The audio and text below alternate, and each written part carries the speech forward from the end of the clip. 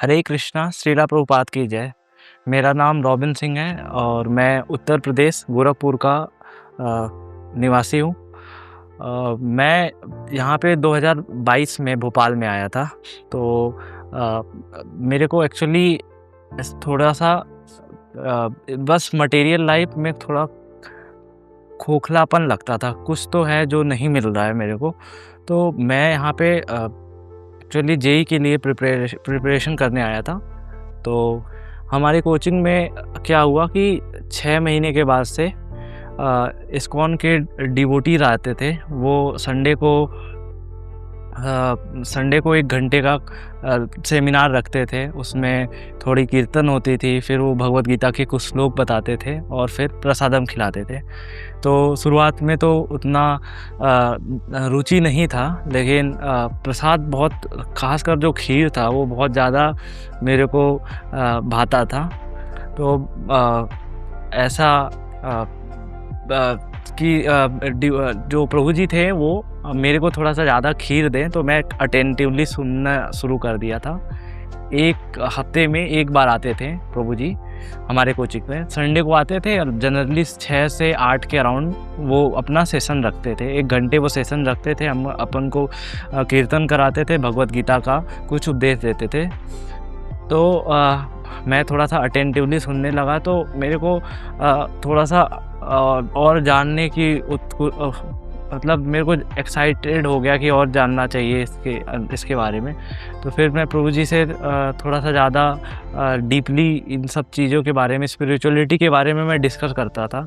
तो प्रभु जी बहुत अच्छे से एक्सप्लेन करते थे। प्रभु जी राधा कुंड प्रभु, हिज ग्रेस राधा कुंड प्रभु हमारे कोचिंग आते थे। हम अवधपुरी में थे उस समय। तो फिर क्या हुआ कि जब 2025 में मेरे को अवधपुरी से एमपी नगर शिफ्ट होना पड़ा, क्योंकि मेरे को कंप्यूटर साइंस सीखना था। मैं एक एग्ज़ाम है निमसेट, उसके लिए प्रिपरेशन करना शुरू कर दिया था 2025 में। ऐसा मैंने मूड बना लिया था कि अब मेरे को निमसेट एग्ज़ाम देना चाहिए। तो फिर क्या हुआ कि एमपी नगर में आया, तो यहाँ पे हॉस्टल्स जो मैंने विज़िट किया, वहाँ पे बहुत नेगेटिव एनर्जी की तरह मेरे को फ़ील हुआ। क्योंकि जहाँ पे मैं पहले था उस कोचिंग में हॉस्टल जो था वो रेसिडेंशियल था और वहाँ पे बहुत अच्छा, मतलब भगवान की चर्चाएँ होती थी, तो वो पॉजिटिव माहौल था। लेकिन जब मैं एमपी नगर आया तो और हॉस्टल को विज़िट किया, तो वहाँ पे मेरे को बहुत नेगेटिव एनर्जी की तरह फ़ील हो रहा था। मेरे को लगा कि मैं रह नहीं पाऊँगा ऐसे माहौल में। तो मैंने फिर प्रभु जी से पूछा कि अब मैं क्या करूँ? तो प्रभु जी से नहीं बोला, मैंने अपने सर से बोला कि सर मेरे को बहुत दिक्कत हो रही है। वहाँ पे हॉस्टल में बहुत बच्चे अलग गंदे काम करते हैं, मतलब दारू, सिगरेट और ये सब चीज़। मैं, मतलब अगर मैं सफल ना भी होता तो मेरे अंदर ये था कि मेरे को ये गलत चीज़ें नहीं सीखनी है। अगर मैं एक अच्छा स्टूडेंट नहीं हूँ, कोई ज़रूरत नहीं है, लेकिन मैं पहले तो ये गलत चीज़ें ना सीखूँ। क्योंकि मेरे को ऐसा पता है कि अगर मैंने अपने आँखों से देखा है और एक्सपीरियंस किया है, घर परिवार के लोग वो जो भी जब लत लगती है इन सब चीज़ों की, तो वो पूरा परिवार बर्बाद हो जाता है। तो मैंने फिर क्या किया, सर से बोला कि सर मेरे को दिक्कत हो रही थी। तो सर ने बोला कि रुको, मैं प्रभु जी से बात करता हूँ। तो प्रभु जी से उन्होंने राधा कुंड प्रभु से बात किया। तो राधा कुंड प्रभु ने मेरे को अनुराग श्रीवास्तव प्रभु का नंबर दिया। तो अनुराग श्रीवास्तव प्रभु से मैंने बोला, उस समय बेस इनॉग्रेट हो रहा था, तो उन्होंने बोला कि आना। तो मैं आ तो नहीं पाया, लेकिन 28 फरवरी 2025 को मैं अपना सारा सामान रात को लेके आ गया था। 27 फरवरी को लेके आया था सारा सामान। तो फिर रहना शुरू किया। तो मेरे को यहाँ के रूल्स रेगुलेशन नहीं पता थे। प्रभु जी, मतलब जब आते थे हमारे यहाँ पे, तो इतना रूल रेगुलेशन नहीं पता था कि वॉशरूम जाने के बाद स्नान करना होता है। तो पहले दिन तो जब मैं आया तो रात को ही अनुराग प्रभु थे हमारे रूम में। तो मैं वॉशरूम करके ऐसे आके बेड पे सो गया। मेरे को आइडिया नहीं था। तो यहाँ पे कितने सपोर्टिव लोग हैं, आप ये भी देखिएगा। डिवोटीज़ कितने काइंड हार्टेड होते हैं और कितने सपोर्टिव होते हैं, ये भी आप इससे देखेंगे। वो क्या किए ना, मेरे को उस समय कुछ नहीं बोले। मेरे से 3-4 दिनों के बाद बोले कि रॉबिन प्रभु, आपको क्या करना है कि जब भी अपन जब भी फ्रेश होने जाते हैं तो अपन को नहा के आना है। 2 नंबर जब भी जा रहे हैं अपन, तो अपन को नहा के आना है और पूरा उसका तरीका है कैसे करना है। तो फिर मेरे को समझ में आया कि ये रूल्स था और उन्होंने मतलब ये रूल्स है तो उन्होंने तुरंत मेरे को ऊपर थोपा नहीं, मेरे को एक्सपीरियंस करवाया कि ये ज़रूरी है। तो यहाँ पे जब सुबह को मॉर्निंग में 6 AM को मंगल आरती होती है, तो अपन जल्दी सो जाते हैं रात को, अराउंड 9-10 बजे के अराउंड सो जाते हैं और मंगल आरती होती है 6 बजे के अराउंड। तो मैं क्या होता था उस समय मैं कोचिंग नहीं पढ़ा रहा था, तो मैं मॉर्निंग में मंगल आरती कुछ नहीं करता था। मंगल आरती में मैं 5:30 बजे तक उपस्थित हो जाता था अपने वहाँ पे। तो मंगल आरती होती थी, उसके बाद बहुत ज़्यादा उससे एक तरीके की स्टूडेंट लाइफ में क्या उससे बहुत फ़ायदा होता है। अगर मंगल आरती अपन कर रहे हैं ना, तो अपन शांत रहते हैं। अगर अपन शांत रहते हैं तो अपन को किसी भी चीज़ को अच्छे से और जल्दी सीख सकते हैं। तो बस इसका स्पिरिचुअल लाभ नहीं है, इसका मटेरियल भी आपको लाभ बहुत ज़्यादा मिलेगा। तो मैंने फिर कुछ दिनों बाद मतलब 2-3 महीने के बाद से मतलब 28 फरवरी से तो रहना शुरू किया और मेरे को 5 जून को कोचिंग मिल गया।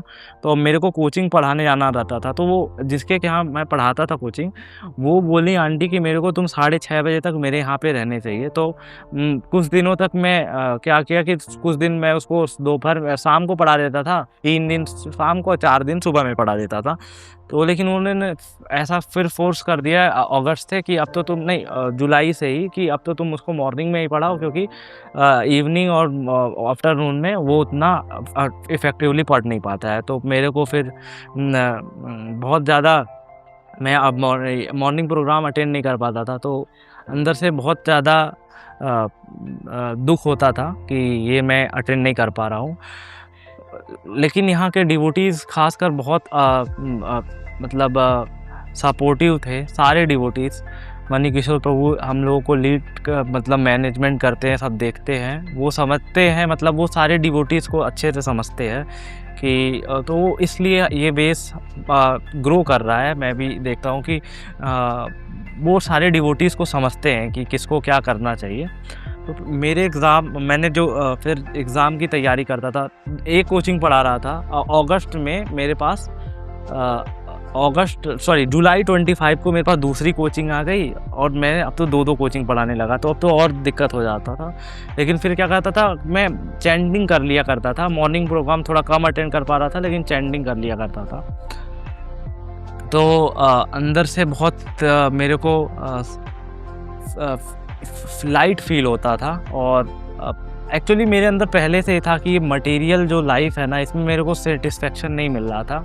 मतलब कई चीज़ें हैं जो मतलब कितना भी अपन मटेरियल चीज़ों के पीछे मतलब मिल जाए अपन को, वो सेटिस्फाई नहीं करवा पाती है।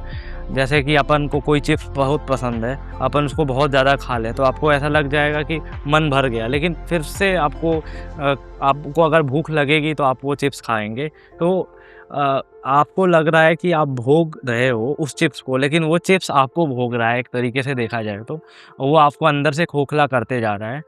तो श्रीला प्रभुपाद जो इस्कॉन के फाउंडर आचार्य हैं, वो ऐसे मैंने बातें नहीं मान लिया था जो प्रभुपाद जी ने बोला था। मैंने वो प्रभुपाद जी की जो बातें हैं ना, वो बहुत ज़्यादा साइंटिफिक है। बस ऐसे फ़िलॉसफी नहीं है, वो साइंटिफिक है वो बातें।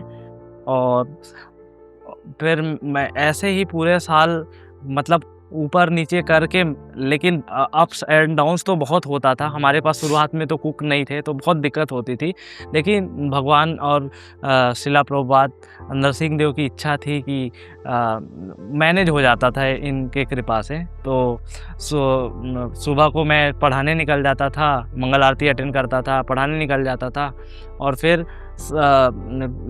रात को ही आ पाता था, क्योंकि उसके बाद मेरे को कोचिंग में भी जाके अपना मॉक देना रहता था। तो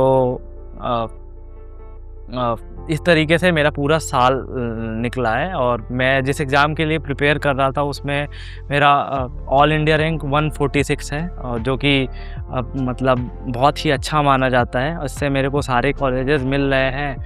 जो मैं सोचता था कि मैं NIT त्रिची जाऊंगा, ये NIT इलाहाबाद जाऊंगा या NIT वारंगल जाऊंगा, अभी मेरे पास ऐसा है कि मेरे पास ऑप्शन है, मैं कहाँ जाऊँ ये मेरे को डिपेंड करता है।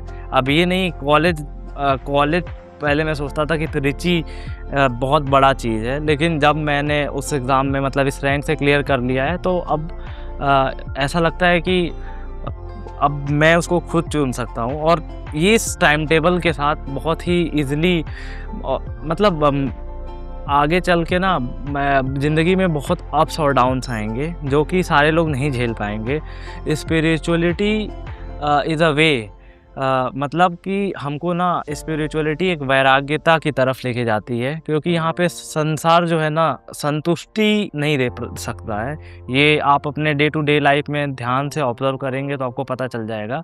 मटेरियल लोग या मटेरियल वस्तुएं आपको संतुष्ट नहीं कर सकती। ये मेरा डीपली एक्सपीरियंस है, क्योंकि मैं खुद मतलब मैं जिस एग्ज़ाम के लिए प्रिपेयर करता था JEE एडवांस की मैथ्स पढ़ाता हूँ, तो वो काफ़ी डीप चीज़ें होती है, तो वहाँ पे कितना दिमाग लगाना होता है। तो वो तो छोड़िए, कितनी छोटी सी बात है, जो इतना बड़ा अपना यूनिवर्स है भगवान ने बनाया, तो वो बहुत ही ये कॉज नहीं है, ये इसके पीछे का रीज़न है। सब कुछ अपने जगह पे क्यों व्यवस्थित है। तो मतलब कुल मिला जुला के मैं यही बताना चाहता हूँ कि अपने मटेरियल चीज़ें मेरे को संतुष्ट नहीं कर पाई थी। और कुछ तो मतलब घर परिवार से भी मेरे को ऐसा मिला हुआ था कि घर पे मेरी यहाँ पे बहुत पूजा पाठ मम्मी लोग करती थी, लेकिन मैंने ट्रांजिशन भी ऑब्ज़र्व किया है। जैसे कि मैं पहले बहुत देवी पूजन करता था बचपन में, फिर क्या हुआ कि जब मतलब जब मैं अराउंड 12-13 साल का हुआ तो महादेव की तरफ बहुत ज़्यादा मेरा रुझान हो गया। भगवान महादेव के लिए मैं मतलब बहुत प्रार्थना करता था, बहुत उनसे लगाव था महादेव से। फिर एक समय ऐसा हुआ कि फिर मेरा राम जी के प्रति बहुत ज़्यादा लगाव होने लगा, बहुत ज़्यादा मतलब शरण की तरफ, भगवान के शरण की तरफ पूरा ध्यान लगने लगा। और एक समय के बाद मैंने एक्सपीरियंस किया कि वो राम जी का से ट्रांजिशन हुआ। उन्होंने मतलब जब मैं MP नगर से यहाँ आया तो फिर वो कृष्ण कॉन्शियसनेस में मेरे को आगे फर्दर कंटिन्यू किया गया। तो ये एक तरीके का शास्त्रों में भी कहीं तो वर्णन है कि पहले लोग देवी पूजा करते हैं, फिर महादेव का पूजा करते हैं, फिर राम जी के शरण में जाते हैं, फिर वो कृष्णा का कृपा उनको मिलता है, डायरेक्ट नहीं मिलता है। तो ये मैंने खुद ऑब्ज़र्व किया है, ये फिर मैं बोल रहा हूँ। तो हरे कृष्णा। और मैं तो चाहूँगा कि स्टूडेंट्स को आजकल के इतनी सुसाइड हो रहे हैं, कितना वो अप्स एंड डाउन नहीं झेल पा रहे हैं, लेकिन उनको ऐसा लगता है कि संसार का ये सुख मिल गया या ये रैंक आ गया तो बहुत खुश हो जाएंगे। रैंक आ गया ना, वो एक टेम्पररी चीज़ें हैं। मेन अपन खुश तभी रह सकते हैं अगर पेड़ के पत्ते को अपन पानी देंगे तो पेड़ नहीं फलेगा, उसको उसके जड़ पे पानी देना होगा। तो इसी तरीके से हमको सर्विस करना होगा भगवान का। भगवान श्री कृष्ण श्री राधा वृंदावन चंद्र, जैसे हमारे बेस में जो डीटी हैं राधा कृष्ण, तो राधा कृष्ण के डीटीज अलग अलग सारे जगह पे अपन जो इस्कॉन में हैं अलग अलग नाम, विग्रह का नाम होता है। तो हमारे वेश में जो है वो राधा वृंदावन चंद्र है। तो हमको ना भगवान का सर्विस करते रहना चाहिए, क्योंकि अगर हम किसी का भी सर्विस करें, दो चीज़ पे हमेशा शरणागति रखना चाहिए। एक भगवान का शरण और दूसरा डिवोटीज़ पे निश्चल, मतलब डिवोटीज़ के लिए ऐसा सोचते रहना चाहिए कि क्या कर दूँ। मतलब मेरे अंदर ऐसा एक रहता है ना कि मैं डिवोटीज़ के लिए कुछ तो करूँ, ऐसा मन में ऐसा भावना हमेशा उठते रहता है।